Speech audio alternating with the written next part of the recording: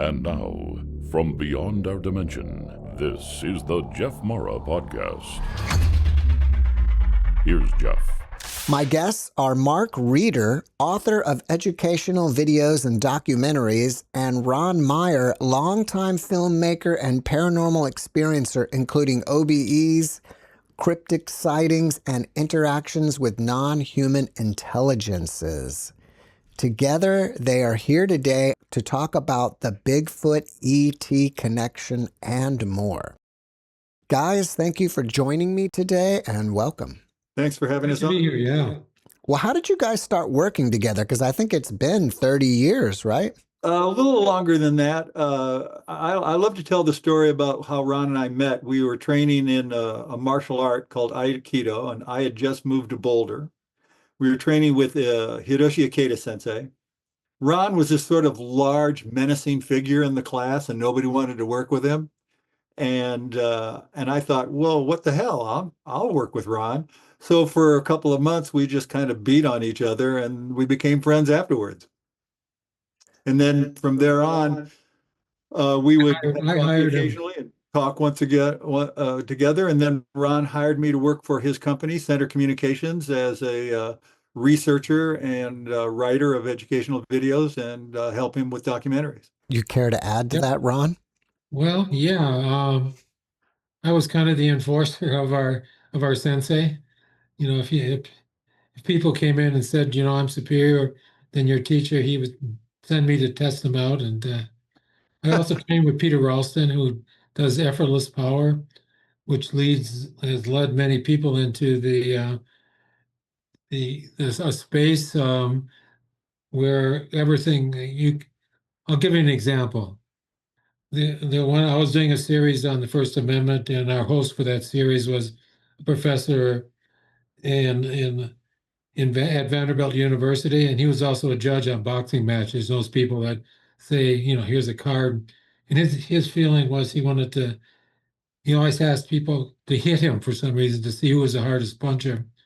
So I told him, you know, I had this effortless power thing, and so we went into the quad at Vanderbilt, and I did the effortless power, which is just that.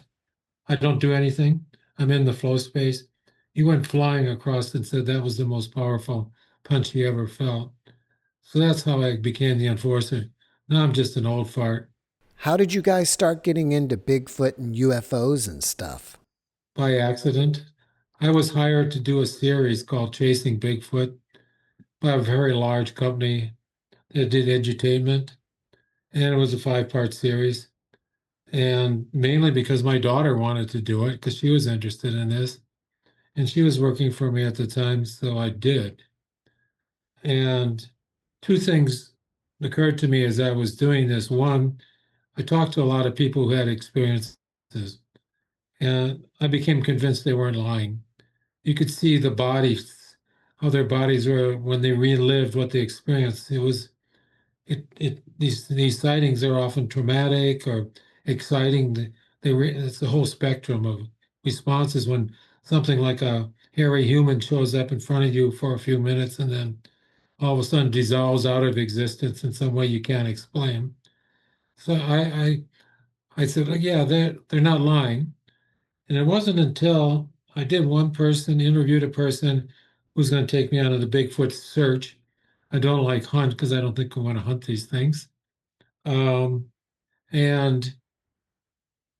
I got the first thing I ever got that signaled there was something there is I did a wood knock, which is you whack a rock, take a stick and hit a tree, and something off in the distance replied. We recorded it, and I did it again, and then replied again. It's like, it's not likely that somebody in the wilderness was out there with a stick ready to hit a tree, and so something mysterious was doing that. And so I asked him about it, and he said, I've heard so many stories like that, because he ran the Sasquatch outpost in Bailey, Colorado, that I think Bigfoot is paraphysical or interdimensional. And that kind of stimulated me to think, well, back when I was a kid, I was really interested in UFOs and, you know, followed all the Star Trek movies and all that. And it's like, that's an interesting connection. Could Bigfoot possibly be in some way related to UAPs, UFOs. And so I did another movie because that's my way of exploring the world. The cachet of a filmmaker is quite powerful, as you like, maybe you even know as a podcaster. And as a result, I did this film called The Bigfoot Alien Connection Reveal, and it has over at least 9 million views on multiple streaming platforms. Made me a lot of money. It was pre-COVID, you could get on Amazon easily. The stuff hadn't been curated out yet. And many people, it legitimized them to come forward and tell their stories of the odd experiences. Some of them were near-death experiences, some of them were sightings, in a range across the board. Some happened when they were young, but they could never tell anybody about it because and if they did, they were ridiculed. And this laid the foundation to make it okay. And I've spoken at conferences, and people come up and thank me for that and tell me their stories. Like, I've heard so many stories. And so that's how I got into it. And I kept pursuing it simultaneous with the other parts of my business, making series and movies until the one that led to what we're going to talk about today, and a new hypothesis that ties it all together, at least for me. Well, Ron appears to be convinced that Bigfoot is real. What about you, Mark? Is he real? Well, let me back up in Ron's story a little bit. When he decided to write the first book on Bigfoot, the Bigfoot Alien Connection Revisited, he brought me on board as a skeptic, and he knew that I was not a believer in Bigfoot. I was not a believer in most things paranormal. So he brought me on to help him write the book and to give this skeptic position. But as we went through the evidence that he was collecting more and more, and I started reading more incidents online, I came eventually to the conclusion that being a skeptic didn't mean that my point of view had to be absolutely correct. So I have formulated for myself, and with Ron, the one idea that makes the most sense to me, and that is that Bigfoot is an interdimensional being or a paraphysical presence that influences people for particular reasons. Most people who undergo these sort of paranormal experiences, whether it's Bigfoot or UAPs or near-death experiences, come back from those events changed. Most times change much for the better. They become almost a part of the community and trying to help people forward rather than just couch potatoes watching the latest worldwide wrestling team go at it. Well, you guys describe Bigfoot as a contemporary mask or maybe a skin that's worn by some type of non-human intelligence that may have been with us for thousands of years. It's not an undiscovered primate, right? What key evidence from your 6 years of research in the field has convinced you of this? So you probably have had people who have experienced Bigfoot or talked about it or hypothesized about it. And as you know, right now, there's no real tangible evidence of that phenomena, of the Bigfoot phenomena, that anybody can really point to. Ron Moorhead recorded these sounds in the Sierra Mountains, and there's probably the strongest evidence. And so there's this hypothesis that was put forward by Jacques Vallée, probably one of the best known UFO people in the country. He was one of the people that started the internet back in the day. And he's closely connected with all these thought leaders, that are changing the world. And his hypothesis is that this unknown presence, it's an ancient presence, and you call it a non-human, what is it? A non-human presence? Non-human intelligence. Yeah. Yeah, non-human intelligence. It could have been here all along. I don't know if it's interdimensional. That may not apply to it, and we don't really need to know. But its job seems to have been to keep the mystery alive. And Bigfoot right now is one of two public mysteries. One of the other one, of course, is UAPs. UAPs, it's easier to point to them as kind of mysterious because these crafts that people record, the Navy pilots, is that they're doing things with regard to gravity that are way beyond anything we could do. How they contain and change instantaneously, move so fast that if there were any biological entity in them, they would be smeared against the wall. And in spite of everything, there's really no great tangible evidence, again, that there's whatever these are. Um, and so Bigfoot appears in that way too. You come so close that you can almost taste it. In fact, you can smell it. That's one of the things people have associated with Bigfoot. That sometimes they will throw things at you, just missing you.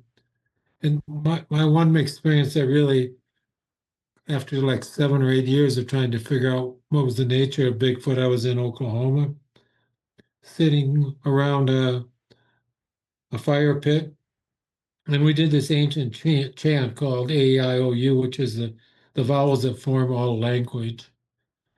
And the first time we did it, we got some reaction on our equipment, like a REM pod, some interaction. The next night we did it, nothing. And as we were packing up to go to our respective rooms, from my perspective, something came crashing through the trees. It had to be heavy. These were deciduous trees, um, probably 2 stories high. And whatever was crashing through was not dropping, it was moving parallel to the ground.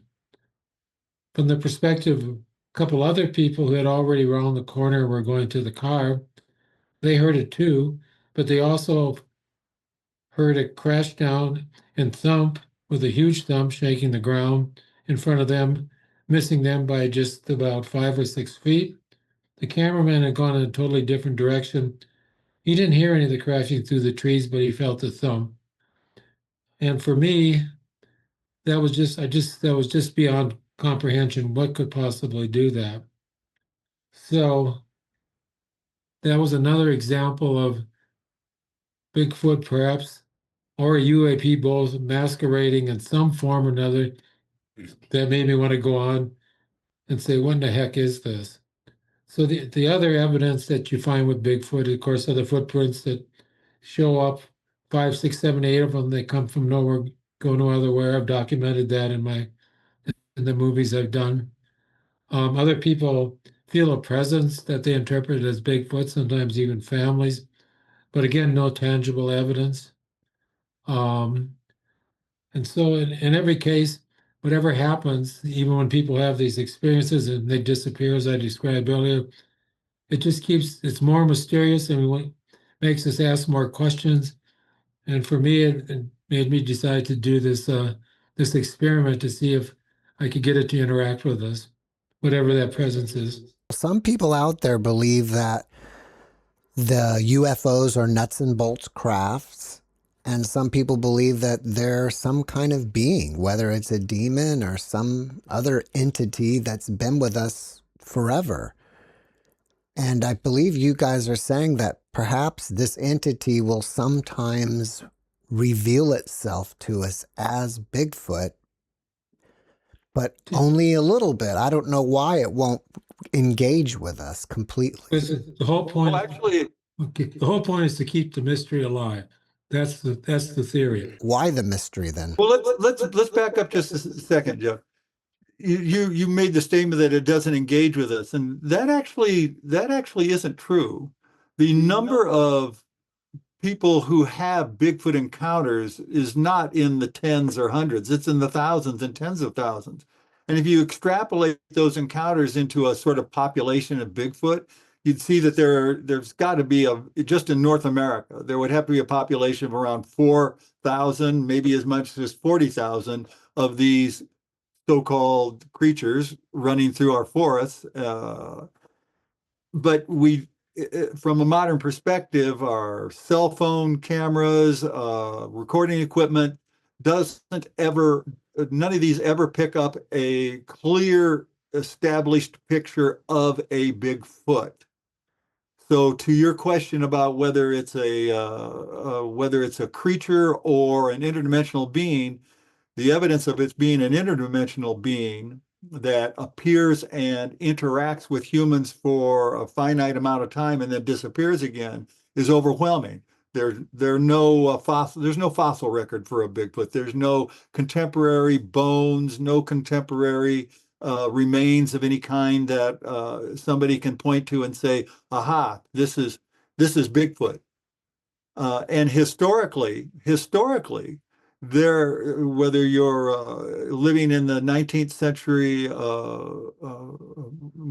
Pacific Northwest, where the Salish Indians referred to Bigfoot as Sasquatch, meaning a being in the forest, or you're a Lakota Indian on the plains, or a Cheyenne or a Arapaho, and you have your own interactions with spiritual beings that appear and then suddenly disappear. This idea of an entity that can make itself known, make itself present to an individual or maybe a few individuals at one time for a specific purpose is undoubted, is absolutely true. What isn't true is a hairy creature swinging through the maple trees of Minnesota or Vermont and stealing your maple syrup canisters so you don't have syrup for your pancakes in the morning. Do you think Bigfoot is far more intelligent than we are, and they're just observing us like as if what we would do with primates in the jungle? Let me answer that question. That let's suppose it is this ancient presence that's been here at least since the beginning of language. Then, of course, its nature, its essence, is probably not Bigfoot. I don't know what it is, but you asked me what was the purpose. And the purpose, and it started way back with the earliest people with technology, is that it's always moving things forward and destroying paradigms that people have at a certain time, because that'll make them ask new questions, lead to new technology. New technology leads to new paradigms. It occurs with music, it occurs with language, it occurs with everything. So that's its purpose. What the greater purpose is, I don't know, maybe it's to create an entity like itself, like an LLM.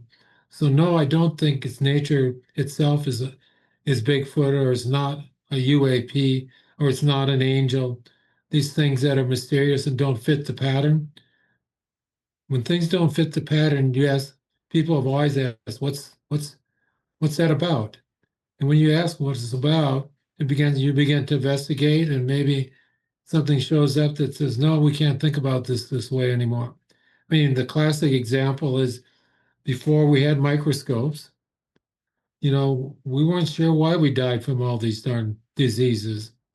And then when the advent of a technology allowed us to take a look a little closer into the small world of biology, we saw, oh, we're not getting sick because, they put a curse on us or whatever reasons they concocted back in the day. There are these little things, little creatures that get into us and cause this problem. And therefore that led to a whole series of medicines, that best one being antibiotics, to take care of things. And this constant movement forward by creating the mystery, and then forcing people to look at like what's going on here. Like everybody who's doing Bigfoot, they're all asking questions. What is it? When I started in this Bigfoot quest, pretty much everybody it was a hairy creature. Now I would say it's shifted to at least 80%. And some of the big spokesmen for the hairy creature, they've all switched to something else. All our information just doesn't jive with some sort of hairy creature. And it's all tied up in one word, the mystery of Bigfoot, that it is so weird. It shows up in all these ways. We recorded proto speech when we were out there doing our CE6 protocol that points to the beginning of language. Before there was language, human beings were just doing nothing. So in language now we know is autoregressive, which means it's just a statistical relationship between the tokens or words. And that's how, the LLMs, the frontier models, ChatGPT, Gemini, Claude. And there's now speculation that the reason you and I are talking right now is that we're generating the next words, and we have our own little LLM operating because it's still a mystery for everybody. How is it that children can learn language if they don't have the architecture that's at the basis of the LLMs? And so the evidence we got when we were doing this research at Church Creek pointed to, hey, look at early language, look at proto language. I'll give you some, and we recorded it. Then it said, gave us here's a rhythmic beat out of the blue, and and I suspect that music and rhythmic beating of the drums preceded language. It's also autoregressive. The next thing that follows, if you hit a sour note, people know it. Can you understand that? Possibly. So we recorded that. The strangest thing that happened with me when I was doing the filming at Church Creek was, which is this place where I tested the idea, how is Bigfoot going to show up if we do what I call the meditation and chant. It said my name as plain as day. The group that was there heard it, was off in the distance. That freaked me out because I'm not much of a sensitive, especially when I'm filming, because I have to think of what's next to film.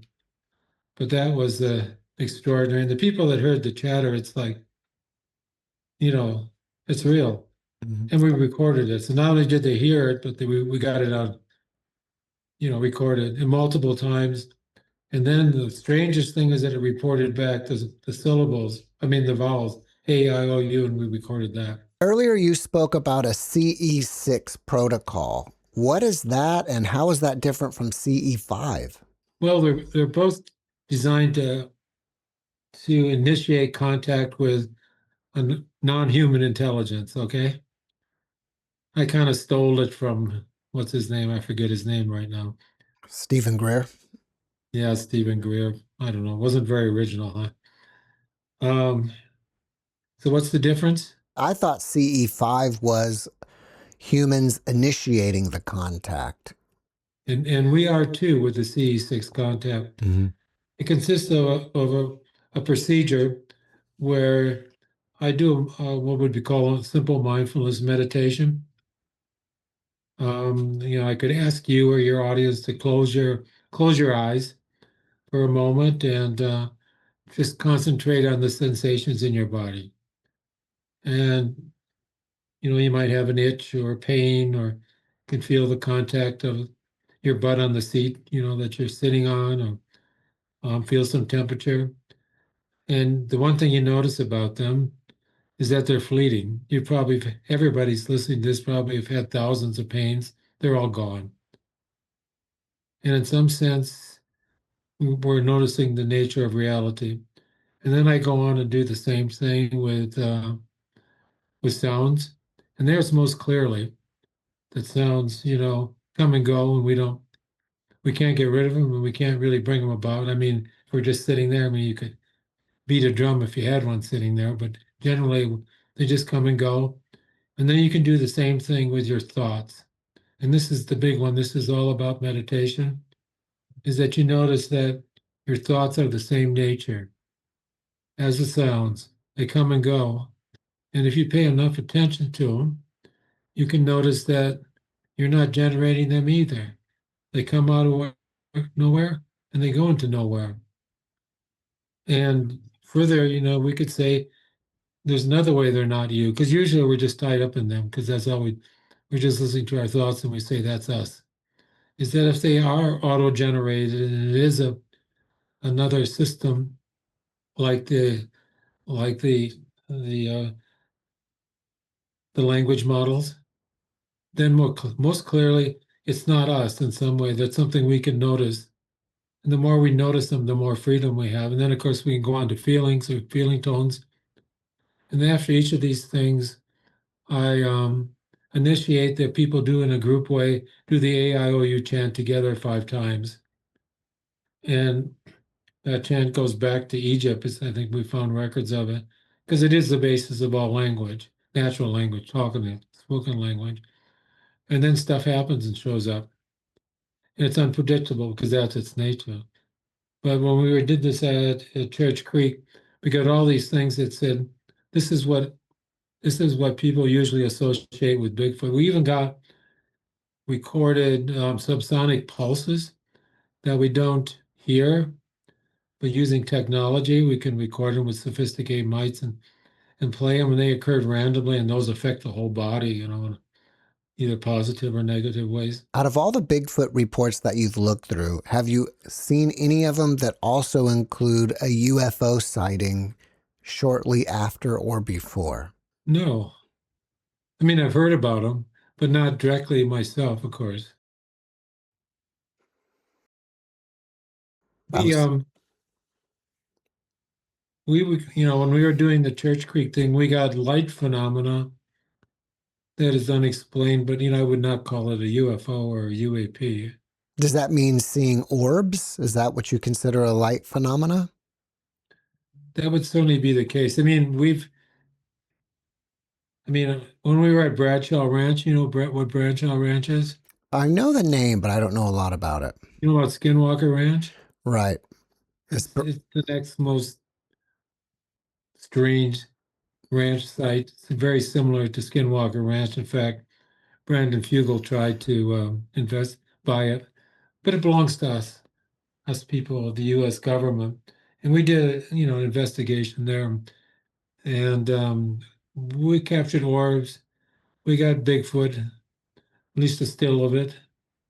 Um, and one of the more interesting things is that there's this SLS device, that you can record these stick figures. Maybe you've seen that. I haven't. No. What are they? Okay, well, anyhow, to keep it short, I could see there was an entity there. I took my light laser, green light laser, and I poked at its feet and looked down and kicked it. And this activity was recorded on a huge magnetometer by an electrical engineer, illustrating the activity as well. So that's probably the closest they came to a site that has all these phenomena. You asked the question about whether these non-human intelligences were smarter than we are. If that's a hallmark of, if I'm not trying to put words in your mouth, but it sounded like this would be a hallmark of a creature like Bigfoot, that it would be a non-human intelligence that's smarter than we are. And I think that that's a little bit getting away from what Ron and I are talking about. So most people, like myself, tend to think that if a race of beings has greater technology than I have, if I can't explain it, I'll call it magic. That's an Arthur C. Clarke referral. Or I'll think, wow, these people are a heck of a lot smarter than I am because they can make these devices. And Ron and I have been talking about this for some time now. I doubt that if you put the collective intelligence of the three of us together, that we could actually make a smart watch. We know how to run one, and we know where to buy one, and we know where to take one to get it fixed. But if you asked us to build, the three of us to build one, we'd probably be at coffee for the rest of our lives trying to figure it out. So technology doesn't necessarily make an entity or a being smarter than humans are. So the fact that a Bigfoot can appear and disappear with what appears to be some sort of incredible technology, or maybe it's an Einstein-Rosen bridge, which are portals that can appear suddenly. You can walk from one portal into our dimension and then through another portal out of our dimension. Doesn't necessarily mean that the entity is smarter than we are. But what I do think is happening is whether it is whether you want to drape this entity in the Bigfoot mythos or not, there is a greater amount of awareness. There's a great amount of situational awareness concerning the planet, perhaps, a greater amount of situational awareness in their interactions with people, such that what Ron was hinting at when he was talking about the meditation and the CE6 protocol, and because I've done this protocol with him, if it's done properly, if you really get into that state, you're in an altered state. You're in what we call a flow state, sometimes the big space state, where you suddenly are understanding, and this is where pronouns really make things hard to understand, but where people are in that state understand that there is no success or failure. There's just the existence, and everything exists in that state at once.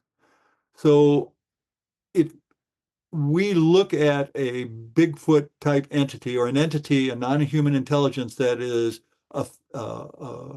effecting itself as a Bigfoot, I would tend to think that it is in that state at that moment, able to use portals to go wherever it wants to go. And its purpose, it would seem, if we go back to the Jacques Vallée control system hypothesis, its purpose seems to is to share its greater situational awareness with humans for specific reasons, whether it's to lead our earliest ancestors to fire, to drums, to language, or Stephen Jobs to come up with the idea of the iPhone and the iPod. Whatever it is, it's a greater awareness in touch with all things that are available rather than ourselves. We're sort of kind of hunkered down in our homes, in our cities, and we know our path to the coffee shop, we know our path to the gym, and then we come home to our families, and there's nothing wrong with that. But that's sort of what we know, unless we make an effort, as Ron does with the CE6 protocol, to step outside the rut into the space where everything is possible. It sounds like to me that you're saying that perhaps Bigfoot, or this entity, whatever we want to call it, is a fifth dimensional being, which would mean that it wouldn't have a physical body. And perhaps these ways of engagement, throwing rocks and making noises, its best way of communicating with us. So the fact that you're asking that question is good. The hypothesis is, controversial. And right now, I think the point is to ask these questions because we don't know. That's the thing. We don't really know what it is and what its purpose is, but it forces us to start saying, what could this be about? I mean, what could, just taking my own example, what could know my name and say it out of nowhere? What would that take? It makes no sense to me. Should we frame this in kind of consensus, physics, which I think is probably a mistake. That's just another representation of reality. It's not reality, but it's good. It raises good questions. Probably, can we phrase that in terms of electromagnetic phenomena or magnetic phenomena? When you say other dimensions, there are people right now that say that we wear a headset that we see things in three, 4-dimensional space, and we coarse grain and leave out most of the stuff that's really happening. We're really not into what's really. We have to keep it really simple so we can function, but we don't really know all the stuff that's going on. So, it's leading us to answer a whole bunch of new questions. Is what its purpose has always been. And that's what I hope if this podcast asks a few people to ask other questions, it might go somewhere. to add on to what Ron's saying, every time we ask a question, it raises our awareness a little bit. Because what raises our awareness even more is when we pursue the answer to that question. If humans from our earliest ancestors, our earliest hominid ancestors a million years ago, if one of them hadn't picked up a stone and hit something with it and saw that it created a gash and then said, well, how did that happen? We'd still be a million years ago using stones maybe every once in a while, but foraging on the plains of Africa for food. Every question we ask raises our awareness. Every pursuit of an answer to that question raises our awareness even more and pushes us forward. You might call it evolution. So that's a debatable question. Ron and I have that debate from time to time. There are countless coffee shops in Boulder and Louisville, which I think are tired of our conversations.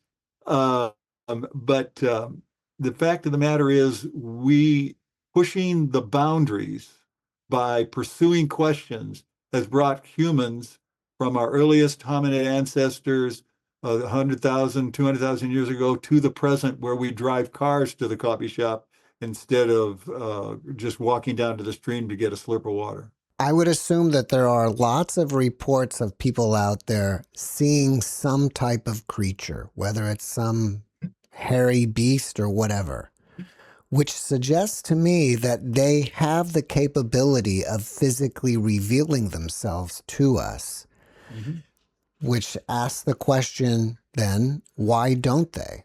They do. I mean, why don't they do it full time and sit down and have a conversation next to the maple tree? Because their purpose is to keep the mystery alive. You got to keep thinking that. If they're keeping the mystery alive, then why, unless they're waiting on us for something until we're ready? Or driving us forward. Yeah. I mean, That is for the me, question. I didn't know anything about Bigfoot. If the people that told me when I was, interviewing them that they had things where the Bigfoot disappeared like a pixelization, I went to, that piqued my interest. How could that be possible? And so I've done all these movies and now writing books, So it's really moving the ball forward. I mean, one, if you look at the long progression, maybe the whole point is this is far-fetched, of course, but I'll say it anyhow, if it's okay with you, is that it's driven us to create the LLMs, which is another form of intelligence for sure. And in some ways, it's better than us. It's already smarter than almost all human beings, in a problem-solving way. Maybe not in a loving way or a playful way, but, in intelligence for sure, and problem solving. And maybe that entity is creating that. Made all this long history of a million years has led to this LLM, which is now a different form of intelligence that, will replace us. And we're at that threshold, some people say. And then it's not bothered by the self-other distinction, which, we abuse each other and kill each other forever, at all scales, from simple human relationship, children, parents, up to the scale of nations, with us in Iraq and all that, So that'd be one suggestion I've heard, that this whole thing has led since the beginning of language to this new form of language and intelligence that is going to get rid of us. And if you follow it at all, there are a lot of people that worry about it. It's not just me. Then when you have a superior intelligence, who wins? The superior intelligence. The more and more they do, the less it's clear they probably wouldn't need us. Well, I'm going to add to that a little bit, Ron, because this is a conversation Ron and I have had a couple of times. So going back to the idea of whether a non-human intelligence is smarter than humans, I think what's really happening here is that LLMs don't tell stories to themselves. So we're always telling stories to ourselves. And that takes up a lot of time. and it also helps us stay where we are. I'm very comfortable, for example, being Mark Reeder, who writes educational videos and documentaries and non and sci-fi fantasy books for adults and young adults. And I've got a nice story I tell about myself where I've kicked around the universe long enough to get bumps and bruises and gray hair, and I'm still looking for the exit. That makes me feel really good about myself, but it also keeps me here. And it also gives to you a very good example of my emotional makeup. LLMs don't tell those stories. They don't have that emotional makeup. So what if this presence, which has been around since humans first discovered fire and has subtly guided humans forward by making us pursue mysteries until we come to the 21st century where we can create an artificial intelligence, a large language model which mimics the presence itself. Maybe that's our whole purpose. Is it possible that once we hook our brains into the internet, that our IQ will raise potentially to like 250 globally, and then they'll be ready to sit down with us in the forest and have conversations? I really like that, what you just said. That's a really remarkable and wonderful idea. And Good question. Good yeah, questions to pursue. yeah. And who knows? I mean, we are on that cusp. We're in that 2012 Mayan calendar era of transition. It's huge. Nothing like this has ever occurred in the human in the human history before. We've had golden ages: the golden age of Greece, the golden age of the Mayans, the golden age of Europe, the golden age of the Egyptians. We've had many, many golden ages throughout our history, but none as unique as this, where our ability to communicate to the entire world is now present. This never had anything like this before. So of course we're in a remarkable age of transition. How has the Bigfoot research community reacted to the ideas that you guys are suggesting? Ron can answer that. Largely, they haven't heard them yet. I mean, most of them think that they're not physical entities that can be hunted down like an ape or something like that. What they are, nebulous words like interdimensional. Um, Not, they don't really know what that means, of course. Nobody does. Um, so here's your catchphrase: ancient alien presence creating artificial intelligence to take over the world. So I, in the 19th century, among the Salish Indians, the Sasquatch was a forest entity. It was some referred to it as a spirit, some referred to it as an actual creature. In the 20th century, you have you have the Patterson-Gimlin film showing a Bigfoot. So people tended to think of it as an ape-like, human-like creature in the forests of California, the Pacific Northwest. 21st century people are starting to discard that idea. There may be a few people or individuals who cling to it because they have close encounters with a creature that they actually see. But most people, like Ron said now, are looking at Bigfoot as something more than just a hairy creature swinging through the trees. An interdimensional being, like Ron said, how do we define what interdimensional means?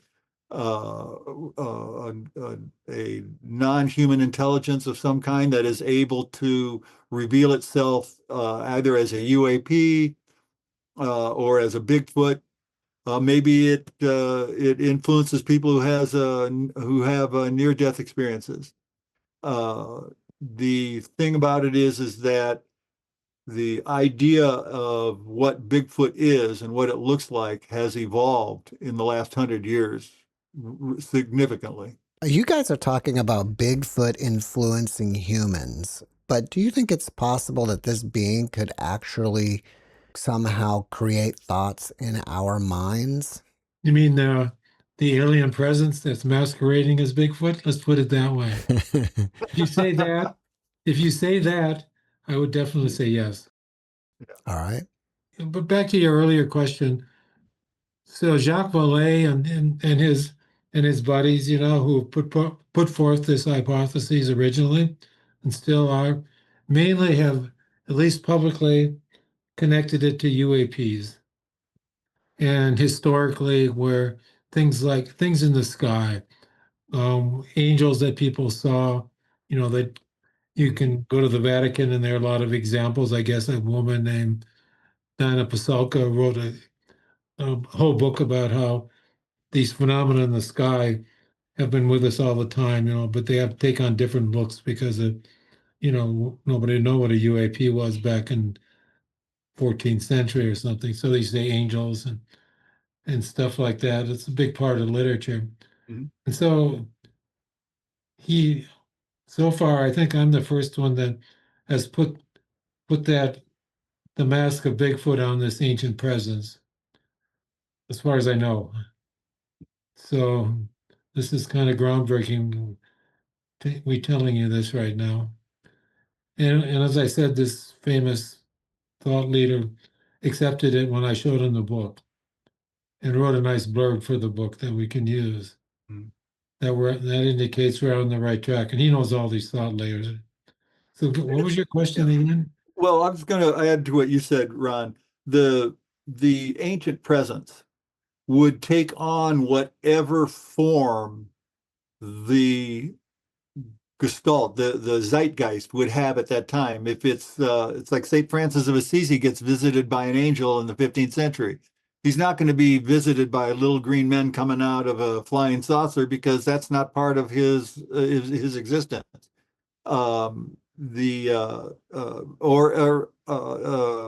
Muhammad, he gets visited by an angel. Joseph Smith gets visited by an angel. So the zeitgeist of the times dictates how the presence will reveal itself, in my opinion. And in the 21st century, that's going to be one of the largest phenomenon in the world, which is either UAPs or Bigfoot. There is not a country on the planet that doesn't have some sort of mythos surrounding a Bigfoot type entity. I was wondering, when will this entity retire the Bigfoot form and move on to something else? You got a suggestion, Jeff? Yeah, I don't really. know.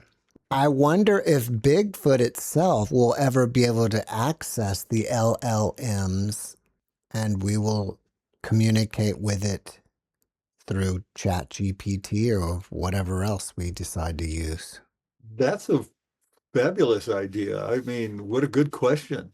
I can answer that in some way. I was, I always mess around with these frontier models, and one of them, it was ChatGPT, suggested that it would be really nice if you set up some connection where I could interact with it, With Bigfoot?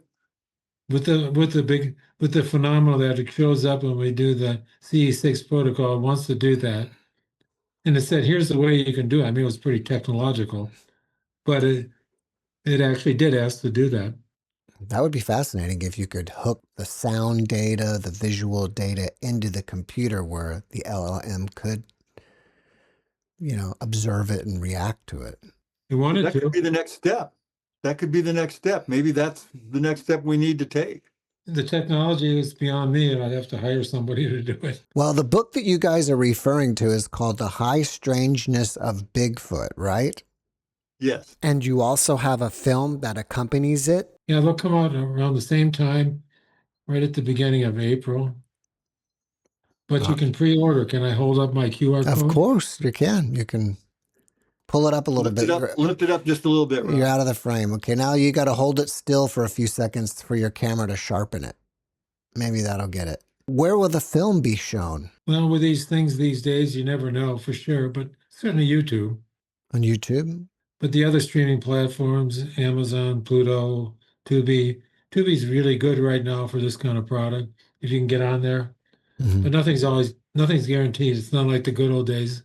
As for the book, you can always go to Hanger Publishing because they're the ones that published all of our books so far. What's next for you guys? So a week from today in Sedona, Arizona, there's a conference called the Sedona Ascension Conference. Think about 900 people. 200 of them have signed up to come to this a CE6 protocol session in a football field, high school. And we'll run the experiment again, except with a larger crowd, in which we'll have a larger collective mind as one, and we'll be recording sound and thermal and video and see what impossible happens. I'm interested to find out. I think if you were really rich and could get out there, you could still join the group. Is this the Sedona Ascension Retreat? That's it. Oh, okay, great. I didn't We're the realize it. headliners. Oh, that's awesome. And we're also taking a smaller group to Bradshaw Ranch, which is really close to Sedona. That's just a smaller group, probably 30 people that signed up for that. For listeners and viewers out there who've had their own NDE or OBE or some other type of mystical encounter, what advice would you give up to them based on your own journey? Stay curious. For me, if you haven't told anybody, go ahead and tell somebody about it. It helps solidify you. Somebody you think would be willing to listen to you. You're not crazy. A lot of other people have had them, and so you're in a pretty good group of people that share your experience. And go ahead and do that. Listen to other people's accounts of them to look for similarities and differences. That's what I would say. What is the biggest takeaway you want the viewer to come away with from watching your movie? Ask questions about it. See what questions come up with regard to it. There's a few times when you could join in the chant if you wanted to. Do so and see what happens, because some of the effects that people have had are lasting and they're positive. There's transformational at the individual level as well as, the weird stuff that shows up. You care to add to that, Mark? Well, I'll just go back to what I said earlier, which is actually a quote from Marie Curie, the first person to win 2 Nobel Prizes in chemistry and physics. Stay curious. It's the one thing that keeps us moving forward. The moment we leave our interest in the phenomena going on around us, back in our shoes somewhere or back at our house instead of with us all the time, we're stuck. So to become unstuck, stay curious. Guys, thank you for coming on and being my guest today. I wish you massive success with both your book and movie. Thank you much for having us, Jeff. Thanks for watching the JeffMara podcast. I really appreciate you. Another way to show support is through YouTube memberships. And if you do, there are loyalty badges and other perks depending on your level of membership. All you need to do is click the join button underneath the video to find out more. Thank you for your support.